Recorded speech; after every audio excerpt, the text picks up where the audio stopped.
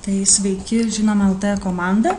Mes jau norit pasiūlyti vieną pakeitimą. Jeigu norit, kad prie jūsų straipsnių būtų rodomas jūsų vardas ir pavardė, tai turėsite atlikti vieną pakeitimą WordPress'e.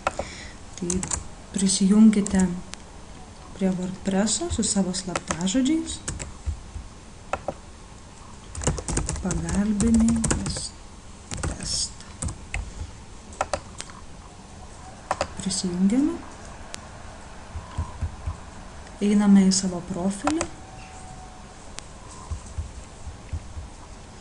Čia yra vartotojo vardas. Daugelis esat neįrašę savo vardo ir pavardės, tai būtinai tai padarykite. Čia jau matote yra įrašyta, Jonas Jonaitis.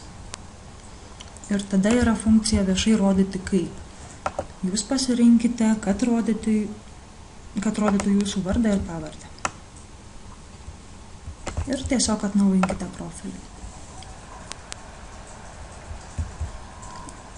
Viršuje pamatysite, kad profilis atnaujintas, tai reiškia, kad kai parašysite straipsnį ir jis bus publikuotas, tai bus rodomas jūsų vardas ir pavardė. Jeigu nenorite, kad tai būtų rodoma, tiesiog palikite savo prisijungimo vardą tokį, koks yra, ir jūs būsite rodomas kaip Žinom LT žurnalistas. Tai tiek tam kartui.